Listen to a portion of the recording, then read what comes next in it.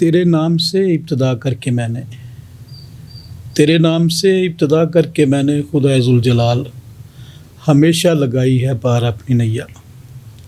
नाज़रीन, एक नए प्रोग्राम और एक नई मेहमान शख्सियत के साथ आपका मेज़बान Tariq Seraj Chaudhary, programme the truth with Tariq Chaudhary हाज़िर है। जैसा कि आप जानते हैं कि हमारा ये सच का सफ़र है और हमारा ये सच का सफ़र बड़ी आबोताब के साथ जारी व सारी है। हम शुक्रगुज़ार हैं अपने उन नाज़रीन के जो बर वक्त हमें फ़ीडबैक देते हैं, अपनी आरा से, अपने मशवरों से हमें नवाजते हैं और हमारी रहनुमाई करते हैं।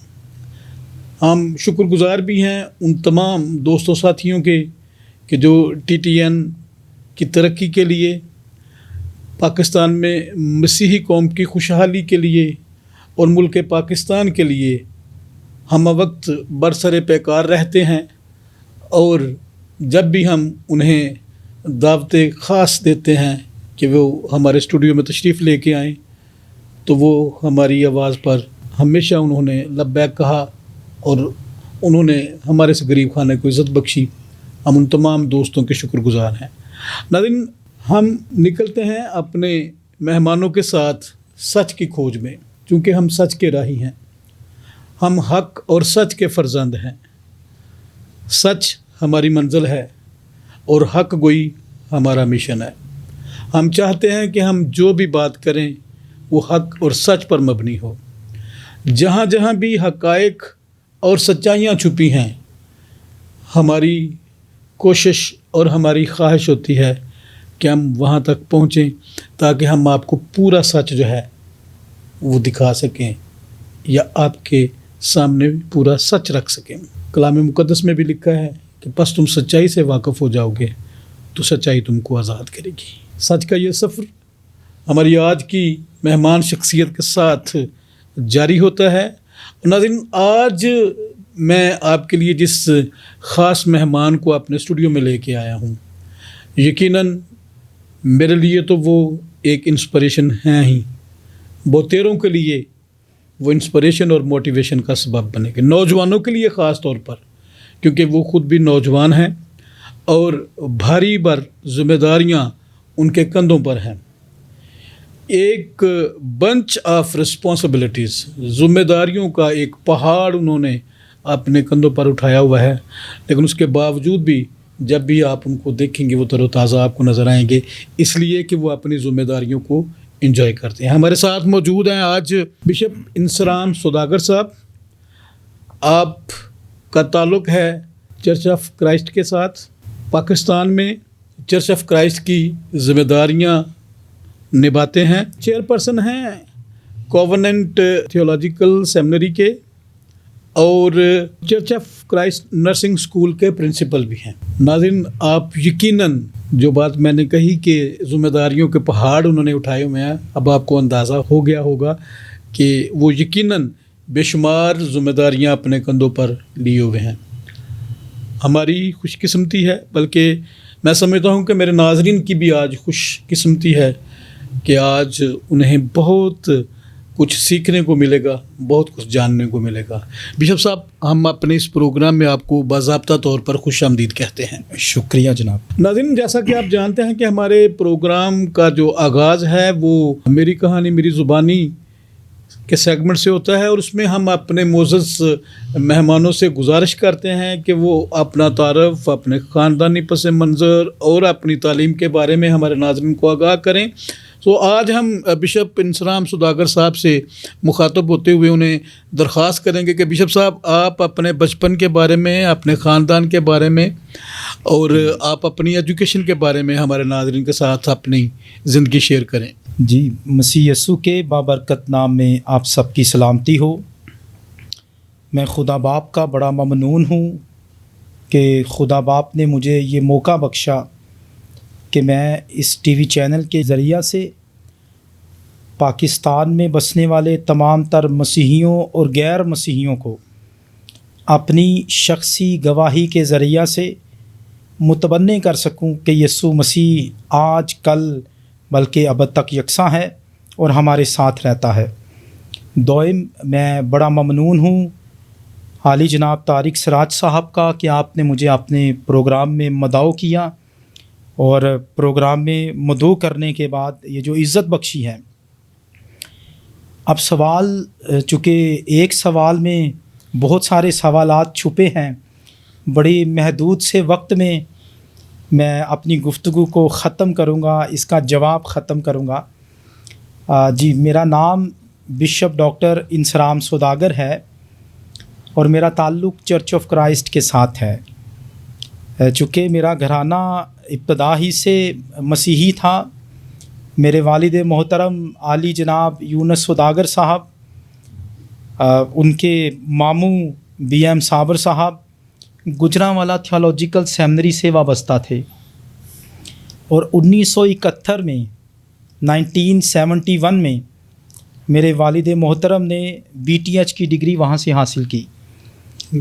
اس کے بعد گجرانوالا سیمنری میں بڑے اعلیٰ عہدوں پر بی ایم صابر صاحب، میرے دادا یونس سوداگر صاحب فائز رہے۔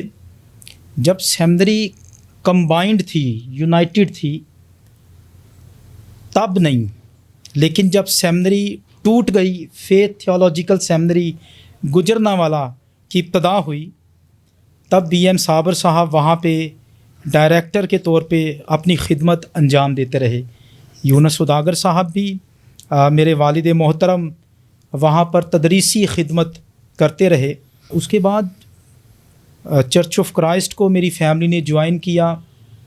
جب میں نے آنکھ کھولی اس دنیا میں، تو میں نے اپنے خاندان کا شمار چرچ آف کرائسٹ میں دیکھا، اور چرچ آف کرائسٹ کی یو ایس اے کی جو تنظیمیں تھیں پاکستان میں آتی تھیں، ایونجلزم کرتی تھیں، منادی کرتی تھیں، اور میرے والد محترم کو 59 Abu Bakar block New Garden Town Church of Christ میں پادری مقرر کیا گیا۔ میری پیدائش اسی جگہ کی ہے، اور یہ ایک ایسی نایاب جگہ ہے 59 Abu Bakar block New Garden town کہ میرے پاس اس جگہ پر حق داران میں ایک ایسا لیٹر موجود ہے جو ایس پی سنگھا صاحب سے منسوب ہے۔ تو میرے لیے یہ بڑی خوشائند بات تھی کہ میں اس جگہ پر مقام پر پیدا ہوا ہوں جہاں پر بانی پاکستان، قائد اعظم کے ساتھ جو ملک پاکستان کے پائنیئر تھے جناب ایس پی سنگھا صاحب وہاں کسی وقت میں رہا کرتے تھے۔ تو میں چونکہ وہاں ایک مذہبی گھرانہ میں پیدا ہوا، چرچ تھا، پیرش کے ساتھ سیمنری تھی، Lahore Bible teacher training institute, تو وہاں بہت سارے علماء، مسیحی علماء آیا جایا کرتے تھے، پادری صاحبان، بشپ صاحبان، ان کے ساتھ رہ کر کے بچپن ہی سے مجھے کلام مقدس میں بڑھنے کا شوق یہ میرا اجاگر ہوا، اور آہستہ آہستہ خداوند تعالیٰ کے فضل و کرم سے خدا مجھے پریکٹیکل منسٹری میں لے آیا۔ چونکہ تعلق چرچ آف کرائسٹ کے ساتھ تھا اور ہے بھی، تو چرچ آف کرائسٹ کے ہی پلیٹ فارم سے میں نے بی ٹی ایچ کمپلیٹ کیا، ماسٹرز کمپلیٹ کیا، کرسچن اپولوجیٹکس میں ڈاکٹریٹ کی ڈگری حاصل کی۔ میری جو ذاتی سیکولر ایجوکیشن ہے وہ ایم ایس سی جینڈرز ہے علامہ اقبال اوپن یونیورسٹی سے، اور ایم اے اسلامیات میں نے پنجاب یونیورسٹی سے پرائیویٹ کیا، کیونکہ ہم خدام کی زندگی میں بڑا اتار چڑھاؤ آتے رہتے ہیں، تو مذہبی ایجوکیشن کے ساتھ ساتھ ہم ریگولر کالجز میں داخلہ نہیں لے سکتے، تو اس کے لیے پرائیویٹ اپنی ایجوکیشن کو مکمل کرنا پڑا۔ میرے والد محترم یونس سوداگر چرچ آف کرائسٹ لاہور کے بورڈ کے 2007 میں چیئرمین بنے، اور یہ ہمارے لیے بڑے شرف کی بات ہے کہ خداوند تعالیٰ نے میرے خاندان کو یہ شرف بخشا کہ ایک انٹرنیشنل ڈینومینیشن کے پلیٹ فارم کو پاکستان میں چلایا جا سکے۔ 2011 میں یونس سوداگر صاحب کی مسیح میں سو جانے کے بعد چرچ کی ذمہ داری مجھ پر آئی۔ 2019 میں ہم نے پہلی دفعہ سیمنری کو دوبارہ سے چلانے کی کوشش کی جس میں ہم لوگ کامیاب بھی ہوئے. اس کے بعد church of Christ nursing school کا انعقاد کیا اور بہت سارے مسیحی طلباء و طالبات جنہوں نے church of Christ nursing school سے پیرا میڈیکل ڈپلومے کیے، جن میں پنجاب میڈیکل فیکلٹی کے ڈپلومے ہیں، جن میں پاکستان نرسنگ کونسل کے 2 سال کے ڈپلومے ہیں. ہم نے کوشش کی کہ جہاں تک ہم اپنی قوم کے لیے ایجوکیشنل کچھ کر سکتے ہیں، ہم محنت کے ساتھ، جفا کشی کے ساتھ وہ کام کریں جس سے ہماری قوم اسٹیبل ہو سکے. ناؤ ڈیز ابھی ہم نے اپنا نرسنگ اسکول بالکل بند کر دیا ہے، کیونکہ کچھ دوستوں کی رائے حاصل کرنے کے بعد ہم نے ایک ٹائٹل رجسٹرڈ کروایا نیشنل کرسچن ہاسپٹل کے نام سے، اور اسی ٹائٹل سے ہم لوگ بہت جلد لاہور کے اندر ایک چھوٹا سا ہسپتال پریکٹیکلی اناؤنس کرنے کو ہیں، تاکہ وہاں پر مسیحیوں کے لیے فری میڈیکل کیمپس کا انعقاد کیا جائے، اور اسی ہسپتال کے زیر انتظام نرسنگ اسکول اور پیرا میڈیکل انسٹیٹیوشن کا آغاز بھی کیا جائے. ایک ٹائٹل، ایک نام، اور میرے بعد چرچ کا کوئی نمائندہ جو بشپ کے منصب پر نامزد ہوگا وہ اس کو چلائے گا. کم از کم ہمارے مرنے کے بعد ہماری یاد زندہ رہے گی، تازہ رہے گی. کچھ ایسا کرنا چاہتے ہیں جس سے ہماری قوم ہمیں یاد رکھے. جی بشپ صاحب، تھینک یو ویری مچ. آپ نے بڑا کمپریہنسو جواب جو ہے وہ دیا ہے، اور میں یہ سمجھتا ہوں کہ آپ کی ساری گفتگو جو ہے وہ اس بات کی عکاسی کرتی ہے کہ آپ نے جیسے ہی ہوش سنبھالا تو آپ نے جو آپ کی خاندانی ذمہ داریاں یا ایک ریلیجس فیملی ہونے کے ناطے آپ نے وہ تمام اوصاف اور وہ تمام خوبیاں جو آپ کو خاندانی طور پر جینیٹکلی جو آپ کو ملی تھیں، آپ نے ان کو اڈاپٹ کیا، بالکل وہی راستہ اختیار کیا جو آپ کے بزرگان کا تھا. یقیناً ایجوکیشن کے بارے میں آپ نے بتایا، پریکٹیکل لائف میں کیسے آپ آئے ڈائریکٹلی ایجوکیشن سے، پھر آپ عملی جو لائف ہے، عملی زندگی ہے، اس میں پھر آپ نے باقاعدہ چرچ میں ذمہ داریاں، جیسے کہ آپ نے بیان کیا کہ 2011 میں والد صاحب کی وفات ہوئی، تو اس کے بعد پھر آپ آئے. کون سے چیلنجز تھے جو آپ کو درپیش آئے؟ جی، پہلا جو مسئلہ درپیش آیا، کیونکہ میں 2005 میں چرچ آف کرائسٹ کی سیمنری ساہیوال بائبل کالج میں نے داخلہ لیا. ہمارے پرنسپل ڈاکٹر نعیم صابر صاحب جو کہ بڑے قابل ترین انسان ہیں اور میرے لیے بڑی عزت کے لائق ہیں، ان کے زیر نگرانی پھر یونس سوداگر صاحب وہاں پر غزل و غزلات پڑھایا کرتے تھے. 2010 تک میں اپنا ماسٹرز کمپلیٹ کر چکا تھا. میں اپنے والد کی حیاتی میں ہی چرچ کے ساتھ منسلک ہو گیا تھا، لیکن یہ بھی بڑا ڈرامائی سا انداز تھا، کیونکہ میں پریسٹ بننا نہیں چاہتا تھا. میں بالکل پریسٹ بننا نہیں چاہتا تھا. میرے اندر شروع سے ایک لگن تھی. جب سے میں نے ہوش سنبھالا، اپنے والد صاحب کے منہ سے کیپٹن ثناء اللہ صاحب کا تذکرہ سنا. میرے والد صاحب ان کی جماعت کے ساتھ منسلک تھے اور منسلک رہے بھی. تو میرے اندر تھا کہ ہمارے خاندان میں سے کوئی پولیٹیکل لیڈر بھی ہو، لیکن یہ خداوند تعالیٰ کی مرضی تھی کہ خدا مجھے پولیٹیکل لیڈر نہیں بلکہ مذہبی قیادت سونپنا چاہتا تھا. آمین. اور چونکہ ایک جو پریسٹ ہے، اور پریسٹ کے بعد اب چونکہ میری جو خدمات ہیں وہ ایک بشپ کے طور پر میں کلیسیا پاکستان میں چرچ آف کرائسٹ کو ریپریزنٹ کر رہا ہوں، تو ایک بشپ کے پاس وہ تمام خصوصیات ہونی چاہیے جو عام فہم لوگوں کے پاس نہیں، جن میں سیاسی سرگرمیوں کا رجحان، اس کے بعد ویلفیئر کے کام، ایجوکیشنل سٹرکچر کو بلڈ کرنا، اور دیگر اس طرح کے عوامل جو ہماری قوم کو ترقی کی راہ پر لے جا سکتے ہیں. تو 2011 میں میرے والد محترم کے مسیح میں سو جانے کے بعد اور میں یہ بتاتا چلوں کہ 2011 20 جون کو ان کا مرڈر ہوا، جب چرچ آف کرائسٹ کے وہ چیئرمین تھے. چرچ پراپرٹیوں پہ غاصب جو تھے وہ قابض ہونا چاہتے تھے ناجائز غاصبین طور پر. اور 2007 میں ہمارے چرچ کے head office 59 Abu Bakar block کو مسمار کر دیا گیا 2007 میں.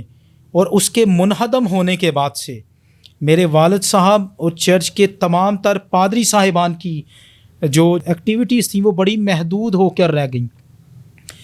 2011 میں ان کی ڈیتھ کے بعد، ان کی شہادت کے بعد، ہم نے فوری طور پر کوشش کی کہ چرچ کے تمام تر معاملات کو سنبھالا جائے.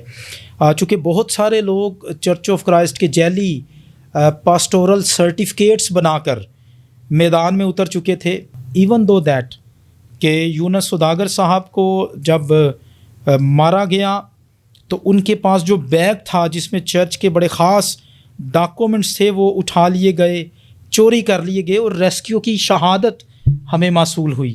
اور جب تھانے میں درخواست دی گئی تو لیکن میں ہمیشہ سے ایک بات کو سمجھتا آیا، سیکھتا آیا. جب میں نیا اس فیلڈ میں آیا تو کبھی لیٹ آتا تھا گھر منادی سے، تو میری والدہ پریشان ہو کر کہتی تھیں کہ آپ منادی چھوڑ دیں، آپ اتنی لیٹ آتے ہیں. میں خوف زدہ ہو جاتی ہوں. لیکن میرے والد یونس سوداگر صاحب ایک بات کہا کرتے تھے میری والدہ سے کہ یہ خدا کا خادم ہے، اس کی حفاظت کا ذمہ خدا نے لیا ہے. آمین. تو اپنے والد کی اس ایکسیڈنٹل جو ڈیتھ تھی، اچانک سے ان کو شہید کر دیا گیا. اس کے بعد میں نے کوشش کی کہ میں خود میدان عمل میں آؤں. میرا بھائی چرچ آف کرائسٹ کا پریسٹ ہے، اور ابھی بلکہ میری چھوٹی بہن نے چرچ آف کرائسٹ ناروے سے ماسٹرز آف مشیالوجی کمپلیٹ کیا. آمین. اور میں خدا کا شکر کرتا ہوں کہ تو بھی چرچ کے بہت سارے پادری صاحبان سے ہم نے گزارش کی کہ آپ مختلف گروہوں کے سامنے سرنڈر نہ کریں، بلکہ سچ اور حق پر کھڑے رہیں. جو خدا کی طرف سے وقت متعین ہے اسی وقت پر خدا ہمیں بحال کرے گا. چرچ کے پادری صاحبان کی آرا سے 2020 میں مجھے بشپ کانسیکریٹ کیا گیا، تاکہ اس سے پہلے چرچ آف کرائسٹ میں بشپی نظام نہیں تھا. لیکن پاکستانی کلیسیا کی یہ مجبوری ہے کہ یہاں پر مشنری بشپ کا ایپسکوپل نظام کا ہونا بڑا ضروری ہے، کیونکہ جب تک ایپسکوپل نظام نہیں ہوگا تب تک ہم لوگ اپنے چرچ کے معاملات کو، چرچ کی لٹرجیکل ایجوکیشن کو اور چرچ کی دنیاوی تعلیم کو بھی مؤثر اور درست نہیں کر سکتے. بے شک. تو یہ وہ حادثہ تھا ہمارے خاندان میں جس نے مجھے انسپائریشن دی کہ میں چرچ کے بورڈ کو دوبارہ سے لیڈ کروں. ابھی گزشتہ سال میرے گھر پر اٹیک ہوا، بہت سارے لوگ اس بات سے واقف ہیں، اور میرے گھر کا سامان بالکل اس کو چیک کر کے، اور کوئی چیز چوری بھی نہیں کی گئی، سامان کو چیک کیا گیا، سامان کو بخیر دیا گیا. جب میں گھر پہنچا تو میرے لیے یہ بڑی عجیب سی بات تھی. تو مجھے پنجاب پولیس نے وارننگ دی کہ آپ باقاعدہ ایس پی ماڈل ٹاؤن کو اپلیکیشن دی میں نے کہ جناب مجھے قتل کا خطرہ ہے، اور مجھے خدشہ ہے کہ جو عوامل اور عناصر میرے والد کے پیچھے پڑے ہوئے تھے شاید آج میرا تعاقب کر رہے ہیں. اور اس میں پنجاب پولیس آئینی شاہد بنی کہ ہمیں بھی خدشہ ہے کہ آپ کی جان کو خطرہ ہے. لیکن میں اکثر اپنے دوستوں کو ایک بات کہا کرتا ہوں کہ یہودیوں کی کتاب تالمود میں ایک قصہ ہے، بڑا مختصر سا بیان کروں گا 1 منٹ کے اندر، کہ جب سلیمان بادشاہ کی روح لینے کے لیے موت کا فرشتہ آیا تو سلیمان نے اس کو دبکا کر بھگا دیا. پھر خدا نے سلیمان کو خواب میں کہا کہ تیرا وقت آ گیا ہے. تو میرا ماننا یہ ہے خون لگانے سے تو بچ جائے گا، موت کا فرشتہ گزر جائے گا.